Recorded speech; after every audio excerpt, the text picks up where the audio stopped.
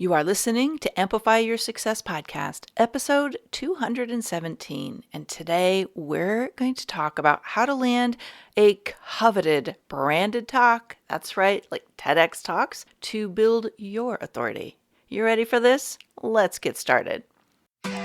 Welcome to the Amplify Your Success Podcast. Get ready to ramp up your revenue, amplify your impact, and make your mark in the world. This is the show for experts, thought leaders, and service professionals who want to shatter their limits and achieve that next level.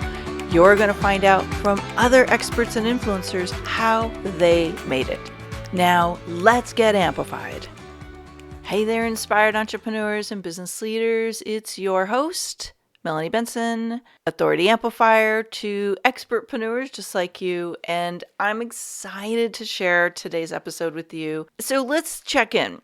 If you're working on the path of building your authority and standing out in a crowded market, you've got talent that you want to monetize. We all know that speaking is a really great way to attract clients and build momentum, right? Like you've heard me talk about this. But have you thought about the impact of a TEDx talk or any of the branded talks that literally overnight can elevate your personal brand and showcase your authority? I mean, look at what happened for Brene Brown when she started her TEDx journey. She was an author and all of a sudden she was a household name. Landing branded talks is a coveted opportunity. It's on my radar too. But it's not always as easy as you think. And so I've asked a friend of mine, Poirer, to come in and talk today about how he lands branded talks and how he helps his clients land branded talks. Now, there's two ways I want you to listen to today's episode. As someone who's building their authority, not only has Corey got a great roadmap to getting those coveted branded talks, but he did something else.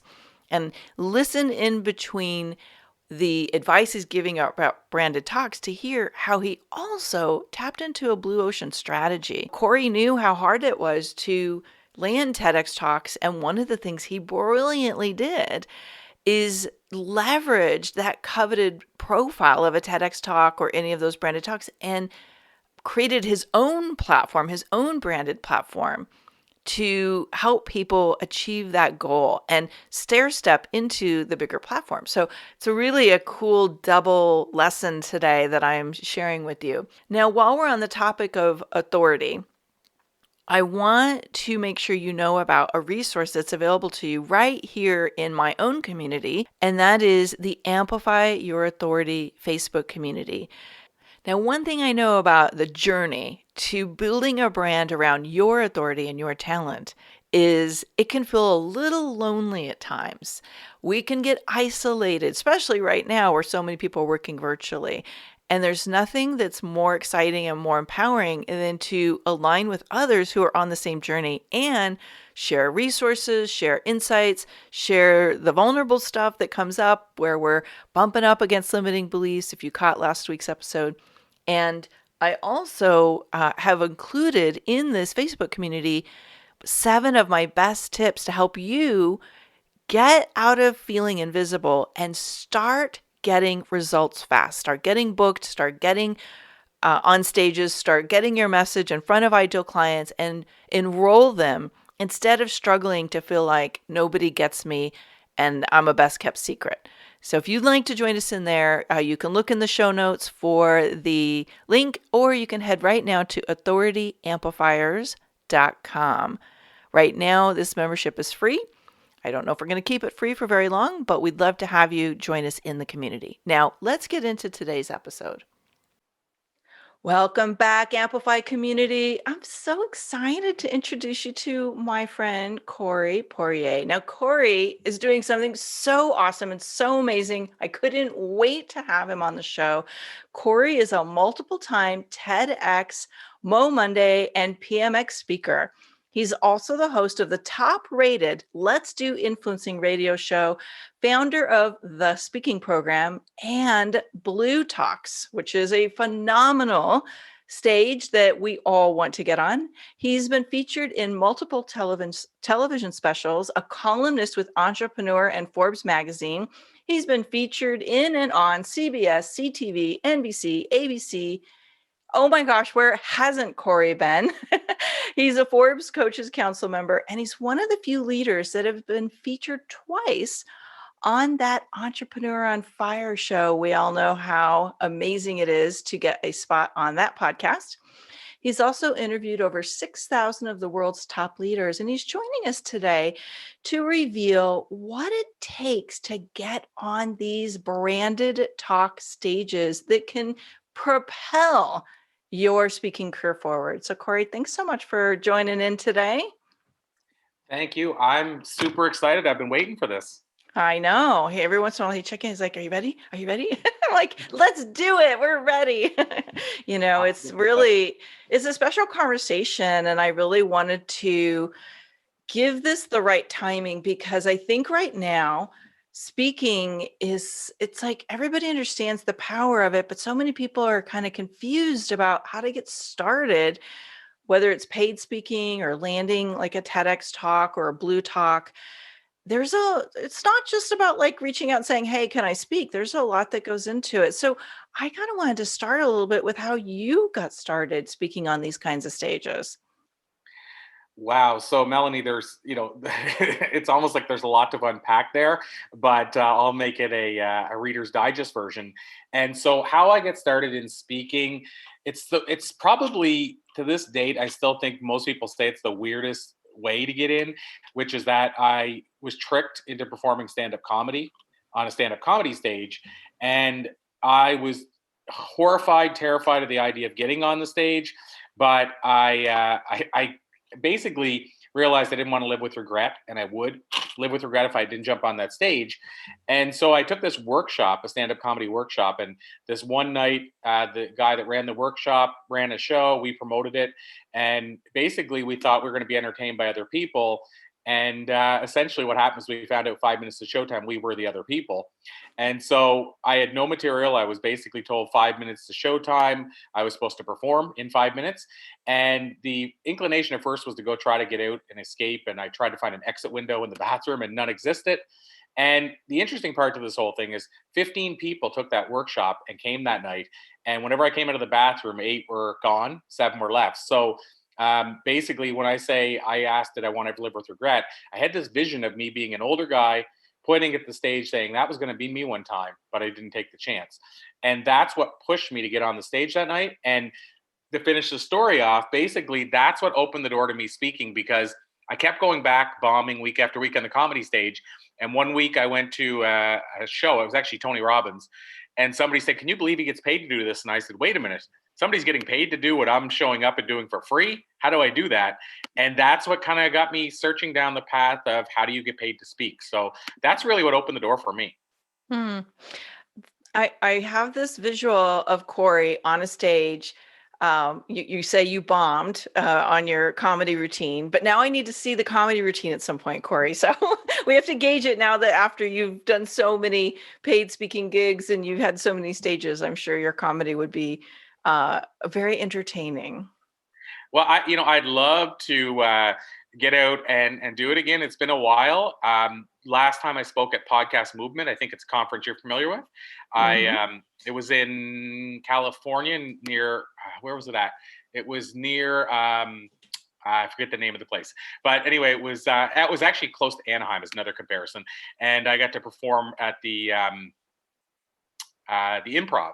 And previous to that, the last show I did was at Second City. So I definitely moved up a lot from those early nights.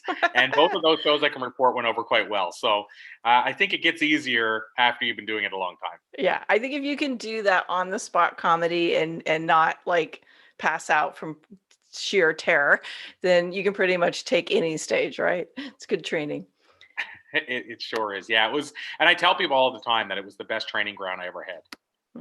I don't think I could do it. So hats off to you, my friend. You know what? I'll finish by saying I don't think I could do it again if I started over from scratch. I wonder if I would have been the 8 that smartly walked out the front door, but the rest know too much. You know too much. Absolutely. Right. So, you are leveraging speaking and you've built a business around speaking and teaching people to speak. And I think this is probably one of the biggest questions I get asked is like, how can we leverage speaking to grow my own business? And I know there's lots of different ways, but I'd be curious, like, if you could give us like your top 3 ways you think someone could do that. Now, sorry, and I missed one part of that, Melanie. To land a branded talk, was that the question, or Well, is speaking at a high level? yeah, to grow your business. So let's talk about like how we can leverage speaking to grow your business. And then let's talk about these branded talks, because I think these are a critical part of the whole formula. Absolutely. I'll start with the idea of the stage and what it can do for somebody's business and brand. And so, what I would tell people as far as leverage, I think that is the key word of the day when it comes to speaking. So, first and foremost, you need to leverage every time you're on stage. And that's what a lot of people miss. There's people that go and deliver this amazing talk, and either nobody knows unless they were there, or nobody knows that they actually deliver that talk, and they lose all the benefit of delivering a talk at such a high level. And so, what I would say first and foremost is you need to be on the ball in terms of letting people know you're actually speaking. So, one of the things I did in the last probably 15 of my 20-year speaking, now bear in mind, social media only came around that time anyway. But one of the things I did frequently, and I was very consistent with it, is every time I would speak, I would take a picture before the talk or record a little video and say, I'm so excited to be speaking for XYZ XYZ company. I can't believe I get paid to do this. And I would post a picture on Instagram. I would post a picture on Facebook. And what I would do, Melanie, I would go so far as to actually post it before the talk. And then if somebody took pictures during the talk, and then after the talk.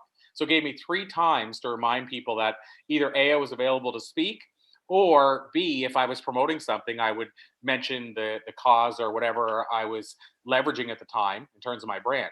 So the first thing I would say is basically make sure that you capitalize on the fact that you are speaking, even for those people that don't get to see the talk.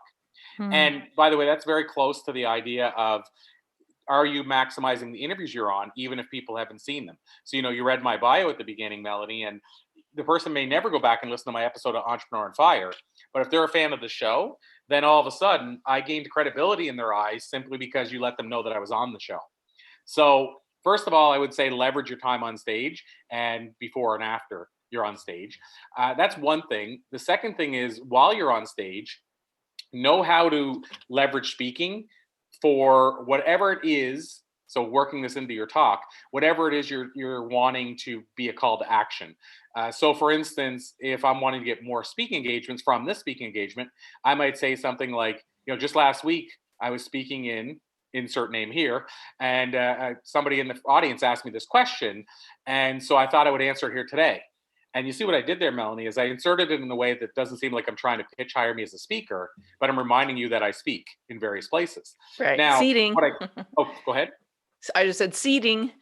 Yeah, exactly. Seeding, planting those seeds. And the other thing that I might do, so I said it, that's if you're wanting to get speaking engagements. If you're wanting to get coaching, I might say, last week when I was coaching a client, you can see where this is going.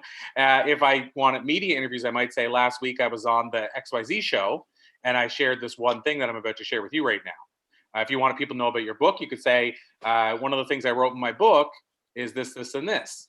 And the last part is if you have a brand that, like, for example, BLu Talks, we use the example of my brand, then I might say, we have one of our BLu Talk speakers just talk about this just last week on the BLu Talk stage.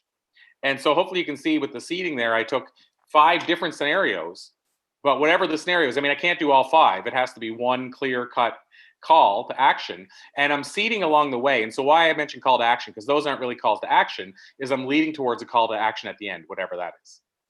You and I chatted about if it was my podcast. There's creative ways from the stage I can get people to actually go tune into my podcast or subscribe to my podcast. So the second thing I would say is, while you're on the stage, make sure that you're leveraging that time on stage. You're figuring out ways to, and by the way, it has to advance the story of your talk. It has to advance the talk. It can't be you're just saying, hey, people hire me to speak. I spoke somewhere last week. It has to actually advance the talk. So that's why I said I might insert and say, it's interesting you asked that question, John Doe, because somebody asked me that last week in Philadelphia when I was speaking there. And of course, it has to be true. But what I'm getting at is that I'm actually going to seed it based on that, but it has to advance the the narrative. It can't be Mhm. just for the sake of doing it. So that's the Right. second thing I would say. Did you? I'm going pretty fast into these. So did you have any questions before I go to the third one? No, so far we've talked about how to set it up before and after, like really giving some social media awareness to the fact that you're speaking. Then you've talked about how to do it inside your talk. So what's your third one? The third one is, I would say, to make sure that you capitalize on media. So, what I'm meaning by that is let the media know you're speaking. So if you're and let's use the example of live speaking first. If you're speaking somewhere in a certain place, insert name here, it doesn't matter, but let's say Detroit, then what I would do is I would reach out to the local business, if it's a business talk, business media, and let them know I'm speaking and invite them to come check it out. Also, send some sound bites that they can use or quotes if they can't come and check it out to do a write up on it. But again, what you're doing here is you're leveraging the fact that you're speaking because that's a newsworthy event to a lot of people, especially if they're looking for something to fill up the daily newspaper or the local business newspaper. And then what I would do from there is I would also, within that same article or the write up, I would actually try to find a way to insert whatever it is I'm trying to promote into that piece. So if I'm writing the piece, or if they are doing an interview with me at the event, or again if they see it in my talk, I might be talking about my book, and so they might say author Corey Poirer is in town to talk about how to the power of why. And then within that article, it might say, in his book, The Book of Why and How, he talks about this. So I might give them that kind of insight. But what I'm doing is I'm leveraging the fact that I'm in town speaking to get that media. And of course, you can do the same for a virtual event as well. But the That's third good. one is basically understanding the media needs a story. And if you can make it noteworthy, then within that story, you can also insert stuff about whatever you're trying to do to grow your business. Yeah. And I think as we emerge out of this really unique time in history where a lot of speaking has stopped and we start getting back on stages, whether they're virtual stages or in person stages, I think those are going to be some pretty story worthy media opportunities because it will be about us reemerging from this pandemic. 100%. And the other thing a lot of people wonder and ask me about is live speaking done? And of course, the answer is it's not done at all. The only question we don't know is how often is it going to happen? What's going to happen in the world that's going to keep impacting when it happens? Meaning, we don't know with this pandemic how long it's going to last. So I can't tell anybody. I don't have the crystal ball about when live events are going to come back regularly, small, especially small speaking events. But what I do know is they're going to come back. And I do know as well, based on past experience, that they're going to come back stronger than ever. So if you're a person that's getting your head above water, if you're whether it's you're doing a lot of virtual, whatever you're doing now, if you are that person that's keeping plugging along, what I promise you is speaking is going to be stronger than it ever has been in terms of a live perspective once we do get back, because people, as you just noted, are going to be desperate to have us back on our feet and back at live events. Yeah, absolutely. I would really love to talk about the kind of the distinctions between what you refer to as branded talks and what most people recognize as stage speaking. How do you see those differences and why are branded talks so valuable for someone's trajectory in their own career or their business? So to me, the difference is both subtle and also very notable. So as far as it being subtle, I mean, in both cases, you're speaking. Let's say we're talking live stages in this case, for the sake of the conversation. In both cases, you're speaking. In both cases, you should be delivering a talk that's dynamic. You should be connecting with your audience. You should have great content, and on and on. So the similarities, I actually believe, a good branded talk should be able to translate onto any stage, and even vice versa.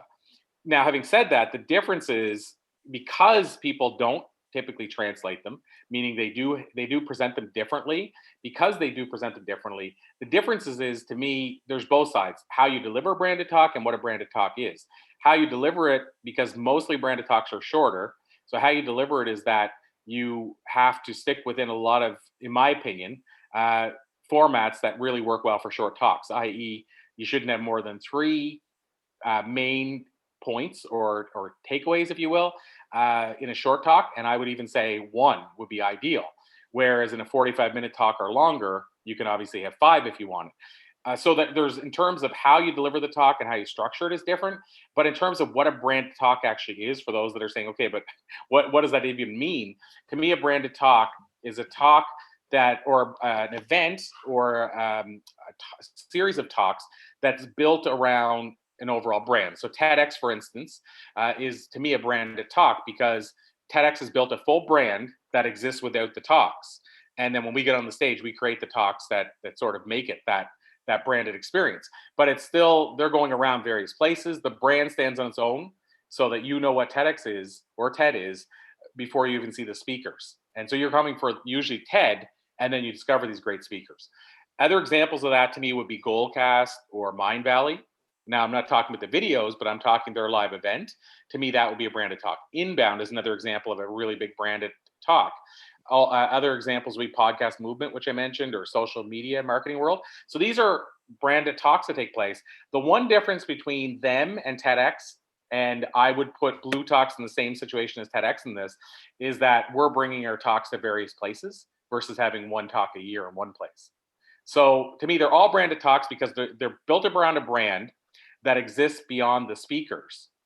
Whereas, and also, it's not a specific event for an organization or an association, but at the same time, to me, it's the people are coming for the brand, and then the speakers deliver the message beyond that. So the speakers, I don't want to say are secondary, but the speakers usually aren't known until the audience gets there, and then they go, "Wow, how have I not heard the speaker before?" Does that explain to some degree?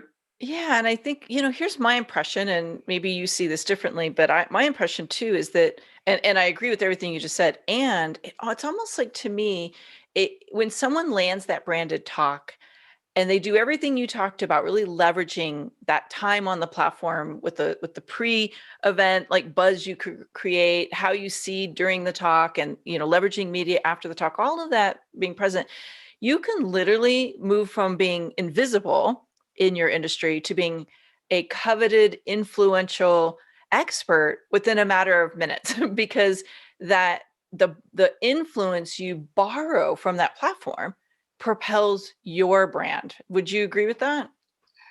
100%. And so much so that that is the reason that there's people, as you know, that they've launched books, they've launched TV series solely from the content or message in their branded talk. Great examples of people who kind of, it's questionable which one came first, the chicken or the egg, meaning they're branded or TEDx talk or their book. But you could look at examples like Simon Sinek or Sir Ken Robinson or Brene Brown as Mm-hmm. examples where, as you said, they went from somebody who we may not have heard of to all of a sudden now everybody's like, oh, Simon Sinek, I love his talk. And so you're 100% right in terms of it. You get to, as you said, borrow from the credibility of whatever the brand is. And one thing I didn't add, which you could connect this with a lot of brands, and maybe that's why I'm so used to calling them branded talks, is that they're also typically built around a community or a tribe. Mm-hmm. So there's usually a community. For example, Tedsters. We have that name. I didn't. I didn't think of it when I said it at once. I don't even know if it'll be our name because I don't want to copy anything Ted's doing. But I call people Bluesters that are in our BLu ecosystem. But if you think about, for example, Mind Valley, there's certain people that they swear by Mind Valley, and that's where they get all their education. Likewise with Goalcast, people that love watching the Goalcast videos, and they're all branded videos. And so I would say the same thing. Like TEDx has their own people that they love TEDx and they go to the TEDx events.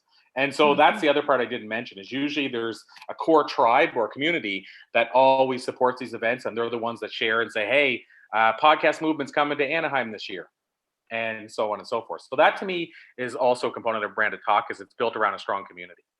Yeah, I'm glad you brought that up because I do think community is such a significant part of the influence potential from these platforms. And I didn't know you called them Boosters. So I was going to ask you what you call your community that's being built around BLu Talks. I love that. Well, Good. and I'll add in a friend of mine, Richard St. John, who has two very popular TED Talks. He's the only person I ever heard use the word Tedster. So I don't even know if it's a real thing or if he just used it. And then I picked up on it because he used it. So now that I say that, I've never heard anybody else say it beside him. So All right, it might just not be run a with thing. it. Just own it, Corey. Own it. Own your Boosters. I will, for sure. You have so many influential people that you've interviewed over the years and you shared stages with, I'd be really curious to hear, like, what would you say are 3 common traits that these top speakers and influencers share that probably land them these gigs in the first place? Here's one that usually people get a snicker out of this when I say it, but really it's meant to be humorous, and at the very same time, it's meant to be, I'm going to say 1,000%, even though we know that doesn't exist, 1,000% sincere. Is that I believe this to be true, that content is king, as we all know, Melanie. We hear that so often, but the part we leave out, I think, is emotional connection is queen. And I'm going to be honest and say that in almost every castle I've ever been in, the queen rules the castle. I love that. And And it's so true, right? it's true on both levels. I believe it's true on the stage and it's true in real life. So having said, and by the way, the backup to that is that the numbers I've heard in the past is females in a household make something like 85% of the buying decisions. So there is some truth to it, I think, in terms of stats. But in terms of on the stage, what I'm getting at when I say it is that yes, content is important, 100%. And when we come to hear the content, we come to hear what we're going to learn. But I believe connecting with the audience is even edging that out. I believe it's even more important. So these world-class speakers, they know how to connect with the audience. What I'm going to tell you, which is kind of an unpopular thing to say, is that I believe the emotional connection is more important than the content. And so why do I say that, Melanie? If you think about a situation you've had where you've seen a speaker who has great content, but they're putting you to sleep because they're so monotone, or they're just not, they're not just not pulling you in. And then you compare a situation where somebody has so-so content, but they're so dynamic you can't stop watching them. Which one are you going to remember longer? Definitely I'm the going emotional. to say most people are going to remember that dynamic speaker.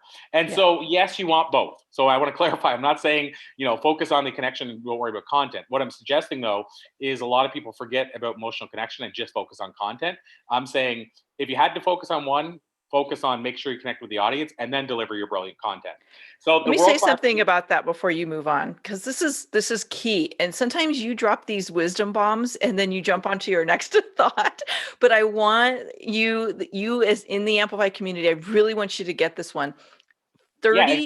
35 or 40 years ago, I saw my first keynote speaker at a Fortune 500 event. I couldn't tell you what he said, but I can tell you how he made me feel. And I still remember him on stage, like bringing the audience into this connected energy of like this excitement. And he was masterful. And Corey, totally agree with you. Yeah, so I'll dive in because you're right. Keep me honest on that. If I gloss over something that's really powerful or important in terms of dissecting it. And so, what I would say on the basic level, Melanie, especially for those that are just getting into speaking, that might seem overwhelming connecting with the audience. But let me tell you an easy way to do it. And then there's more complex ways to do it. But I'll tell you an easy way to do it in terms of connecting off the top. And then I'll give you a couple of strategies some world class speakers did that's so powerful. But connecting with the audience off the top, you want the easy way to do it is just ask a question. So, for example, whenever I'm talking about stand-up comedy, let's say, when I open up with my story that I shared with you, and I didn't share the story in the way I would when I'm on a stage, because it finishes with the fact that I didn't get a laugh on that first night because I forgot to turn the mic on. And there's a whole story built around it, and it gets a laugh, and there's a whole bunch of little things built into that story to make the story be the kickoff story that pulls everybody in. Like me being humiliated on a stand-up stage, people have been there before, so they can relate, and all those kind of things. So I make sure the first thing I say out of my mouth, first thing I do is I open up and say, "Show of hands," and I put my hand up to give them the action to take. Show of hands, how many people, if I could get you a gig on a stand-up comedy stage tonight, would take it? And then usually what'll happen is 5 hands go up out of 2,000. And then I'll say, okay, no alcohol included. And then 2 hands drop down. And anyway, I work with the audience with that. And I've had people say just from that story that they realized they could approach me after the talk versus when it first started. But that's just the first part of it. But what I'm getting at, the reason that's so powerful is by asking a question for that person that's sitting there thinking about their groceries or thinking about what they have to do later or looking at their phone, you've now pulled them into your world because they realize a question was asked and they either need to think about the answer because you might actually point to them and say, hey, I want to ask you about this. And so that's one powerful way to do it. And the great part about that approach is you don't have to worry about comedy because another way to do it is humor, but it's a risky way. You don't have to worry about comedy. You don't have to worry about having something, the most profound thing you've ever said come out of your mouth. You literally just ask a question and you at least start the process of getting the audience tuned in. A more powerful way to do it, and I would combine the two, in fact, is to reveal something that the audience, so contrarian thing, but reveal something that they've always believed to be true, reveal that it's wrong and prove it. And they'll then say, what else could you teach me? So give you a great example is the 21-day rule, 21-day create a habit type rule. That has been proven is not 21 days. The guy who actually created it was misquoted. It was 66 days it takes to cement a habit. 21 is when it starts. And so, of course, we took the shortcut and said 21. But I share the story to people. But how I do it is I'll say, okay, show of hands, everybody knows it takes 21 days to create a habit, right? And if you see what I'm doing there, I'm seeding and setting them up because they're all going, yeah, of course we know that, because they want to be right. And then I'll say, I'm about to blow your mind. And then I tell them the source, I tell them where it came from. And then what that does is then they go, wow, I need to listen because this guy can teach me something I didn't know before. Now, I have to provide proof and sources. But what I'm saying is that's a powerful way as well to engage the audience, because now you've got them thinking about everything they've ever believed before. And so that's a powerful way as far as the kickoff. And then the other quick things I'll say is while you're speaking, there's all the little things that a lot of us probably know, like where you walk, how you're pacing, pausing, all that kind of stuff. One of the things that, and it's such a subtle difference, but I'll tell you actually two things that two amazing, brilliant speakers did that allowed him to engage the audience. Zig Ziglar's one, and his son Tom shared this with me that his father knew he was doing this. But what he did was he actually, his goal was to look at every space in the audience he could look at, so that you felt like at some point during his talk, he's made contact with you and he's speaking directly to you. And to me, that's more powerful than picturing people nude or in their underwear. So that's one thing you can do, because now all of a sudden you're trying to make eye contact and connection with the audience. So eye contact's powerful, but imagine if you could do it for most of the audience, because the ones that you miss are still going to realize that you're doing it for most of the audience and think that you probably did it and they didn't see it. So that's one thing. But another one that's really powerful is what Brene Brown did. So Brene Brown said that when she did her TED Talk, what she did is she actually got herself into the emotion before she started her talk, as if she was going to be sharing this message with the most important person in her life, maybe sister, family, what have you, and then spoke to the whole audience as if they were that one person. So what I'm suggesting here is you just need to love your audience. And if you love your audience, you're going to connect with them. Those are some small areas. I mean, Melanie, we could stick on this one thing for probably a half hour. So, but hopefully those give people a feel for some of the quick things you can do to engage the audience. I love it. You're so full of wisdom. And before we move on, I have a couple more questions for you, but I feel like, I want to give people access to a resource of yours that kind of digs into a lot of these pieces and I think is a real primer for public speaking. You mentioned that you have a book that you wanted to share with the Amplify community. Yeah, absolutely. And thank you so much. This is a book that I wrote a full, and I always like to add this, it's a full real meal deal book. So I say that because it's a digital book, but it's not like a 3-page, and there's nothing wrong with that, but a 3-page, say, PDF or anything. This is a full book. What's unique about it, it's called The Book of Public Speaking. And I'd like to offer it to your audience for free. And what's unique about it is that the first section, there's 3 sections. First one is me talking about my experience in speaking. But the second section, which I'm really excited about, is me interviewing thought leaders and you hearing it right from them. So it's like a Q&A format. One of those is Tom Ziglar, who I mentioned, who shares the nuggets about what he learned studying Zig Ziglar, who was easily one of the best speakers to ever grace the stage. And we have Judy Carter in there, who wrote the Comedy Bible, which Oprah considered the best book on comedy. We also have Jim Johnson, who had a signature story, and he shares how to share a signature story. So there's a lot of really good nuggets in the middle of the book, the interviews. And then the last section is quotes, original quotes by other speakers about what they do when they're on the stage. So having said all that, it's a completely free book about speaking. And whether you're wanting to speak on virtual stages, you're wanting to do Facebook Lives, or you're wanting to speak on live stages, it's meant to serve you. And if you want to grab it, it's basically thebookofpublicspeaking.com. Perfect. And I will link that up in the show notes if you're scrambling for a pen and don't have one handy. And while we're on the subject of public speaking, I just want to explore with you for a minute because I'm always fascinated when people start something new and they start something that's really so powerful like BLu Talks. What was your inspiration for launching the BLu Talk program? So BLu Talks, for those, of course, that are just discovering it or hearing it for the first time, what it is I've said it this way, and I probably have to stop soon because it needs to also stand on its own. But I will say, for people to visualize, if you pictured maybe TEDx and Chicken Soup for the Soul had a baby together.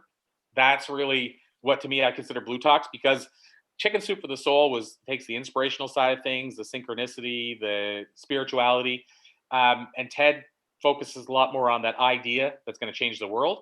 And BLu Talks is somewhere in the middle of both of those. So it's again, we talked earlier, it's a branded talk, but it's a podcast, it's a book series, it's virtual events, and it's an idea. And essentially, what triggered that idea was people were coming to me, my own students, and saying, I'd love to do a TEDx talk, but I want to speak heavily on spirituality. And I know I don't see a lot of those. Can you direct me to another similar stage? And to be honest, Melanie, I couldn't find that answer. I couldn't direct them to people. And so I go back to Zig Ziglar and say, he always said, if you have something that people need, you have a moral obligation to create it. And so I felt I had a moral obligation to create BLu Talks to be that answer for people that were looking for, how can I get on a stage and share a powerful idea that may or may not be intertwined with spirituality or things like Reiki or synchronicity or NLP. And so BLu Talks is basically a platform that allows people to do that. And it also, of course, we call it Speaking Reimagined, because it's also meant to be a stage where people can share their important message or story with people in an effort to change their lives or improve their lives or change the way they think about things. And again, it was birthed from people approaching me and saying, why don't we have this? I wish we had this. Can you offer us this? And that's really how it's created. And then, of course, to be honest, it blossomed from there, because originally it was just thought to be live talks, and we'd film them and edit them and broadcast them. And now it's 4 platforms deep and still growing.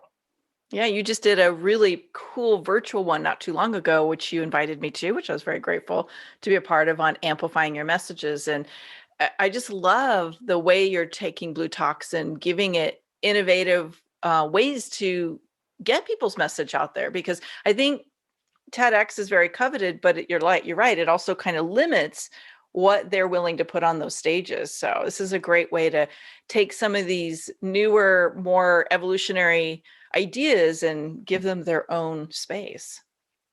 Yeah, and like I said, that's really the intention. And I will say, like anything, when you start, you're not sure where it's going to go from there. Like you obviously have great aspirations and you put everything into it. But I have to say, we've been launched officially now for, I guess it's August 17th. So what does that put us at? Little over a month. So a month and 2 weeks. And thus far, the YouTube channel is blown me away. Something like 40,000 views in a little over 3 weeks. The podcast has been on the charts pretty much since we started, and the book series has been #1 in multiple categories consistently for 3 weeks. So it feels like it's an idea people are ready for. Yeah, I love that. Why don't you shoot me offline the link for the YouTube channel? I'll make sure we connect it up here too for everybody on the show notes, because some of the talks you guys have been doing are so profound, and you had some amazing guests in the last virtual series you did. So hopefully you'll be putting those on the YouTube channel as well, because I know a lot of people didn't get to participate in that live. They really missed some amazing speakers and some amazing content you gathered. Yeah, you're like so to answer the question about, or the part about putting them on YouTube, it'll be a drip over time. Like, in other words, it won't be everything all at once, because I always believe that for people, we're also busy these days. We don't have time to try to consume it all at once. It gets overwhelming. So it will be kind of a gradual drip. But at the same time, with the speakers themselves, I'll be coordinating with them to see how they can maybe share it as well if they want in the interim. And so there'll be a lot of stuff come out that way. But the live stages is the one thing that people probably think, okay, well, that part's done for now. Interesting story is, just yesterday and today, we actually just did our latest live events. And now the more interesting part is I wasn't there for them. So COVID meant that I couldn't go without quarantining both ways. So 2 weeks arrival, 2 weeks back. So I had an event organizer who lived in the city, who I know really well, and they ran the events yesterday and today as planned. And so we just filmed another, I think, 15 speakers just the last 2 days. So BLu Talks is, even on the live side, we're still aiming to move forward. I love that. And we are having to get very resourceful and creative right now, aren't we? Especially when we're working internationally. But Pivot's the name. It seems like Pivot's the word of the day. Yes, the overused word, but still very relevant, right? Absolutely. So Corey, I always like to wrap up these amazing conversations with my guests with a common question. And that is, what do you feel is the boldest move you had to make to get where you are today in your impact and your influence? Wow. The boldest move there, and there's a couple of answers to that, but I feel like probably the boldest move, maybe because of where I was at when I did it in terms of in my career and in my life, is when I launched my newspaper, my first newspaper. I was just a little over 18 years of age. I had never really done anything in public, meaning I'd never been in front of more than two people talking at once. And I launched this newspaper where I would have to sell advertising to pay for the newspaper and also to eat. So that was probably the boldest because on the one hand, the good part was that I was young enough that I didn't know this at the time, but I was young enough that I could rebound from it if things didn't go well. But I didn't realize that or know that. So for me, everything was on the line. And I didn't have any knowledge or experience whatsoever in what I was embarking on, except for a really, really, really high level of passion. But I think it was the boldest because again, I had no experience and I had no business doing it. And then the stand-up comedy night I told you about would be a second close, or sorry, a close second. Yeah. I knew that's what you meant. I actually thought you were going to say that, but I could see. And I just want to ask you one more deeper question on that newsletter piece, because I think sometimes people hear this is the boldest thing I've done. But when it comes to be their turn to make that bold decision, they hold themselves back. Was there something you told yourself or something you had to believe that gave you the confidence to go for it? So there's a two-part answer to that because and just to tackle onto the stand-up comedy comment, I told you I shared that with that one I had to tell myself I would regret it if I didn't do it. Basically, the difference with the newspaper was I didn't even have that knowledge that I could regret this later because there was nobody else had done a newspaper like that in the town I lived in, so there was no kind of reference point at all. So what for me I had to not even tell myself, but what I had witnessed that I reminded myself was my grandfather, and I shared his story, I think, at two of my TEDx talks. But my grandfather built a fiberglass space shuttle with any grade 3 education, with no knowledge of how to build a space shuttle, and he built it to scale, and it's one of only 6 in the world. And again, grade 3 education, didn't know how to read blueprints, like as far as the reading part of it, and yet did that. And I watched him do that when I was 7 years of age. And I really believe that seeing him do that told me that nothing was impossible. And I reminded myself, if he could do that, then why can't I do this? Nothing is impossible, is it? I love it. Thank you so much, Corey. Thanks for sharing so many of your amazing wisdom bombs with us. And again, this is a real area for most of us to step in and master, because being on stage, being in that, expert role where you're teaching and sharing your story and inspiring people into action, this is a great way for us to build that influence, but also attract clients. So make sure you get Corey's book, The Book of Public Speaking.com. The Book of Public Speaking, the title. I think it's a great primer for us to have the blueprint, really, the kind of the what to do to really up our game in the speaking world. So, Corey, thanks so much for being here today. It was my absolute pleasure, Melanie. And I'll remind people that virtual events are still a thing, and you can still leverage virtual events in much the same way as live events. So don't discount that. Absolutely. Whether you're speaking virtually or you're speaking in person, speaking is speaking, and we can leverage both right now. So thank you, Corey. My absolute pleasure. Thanks for tuning in today, Amplifier. Be sure to join us right now in the Amplify Your Authority community at authorityamplifiers.com, and I'll share my 7 proven tips to be a highly paid expert that stands out in a crowded market. Plus, we're going to keep this conversation going, and I want to hear from you how you're going to amplify your authority and make a greater impact. Before you go, please take a minute to give our show and our guests some love over on your favorite podcasting platform. Subscribe, rate, and review. Leave your full name, and I'll spotlight you and your authority on social media.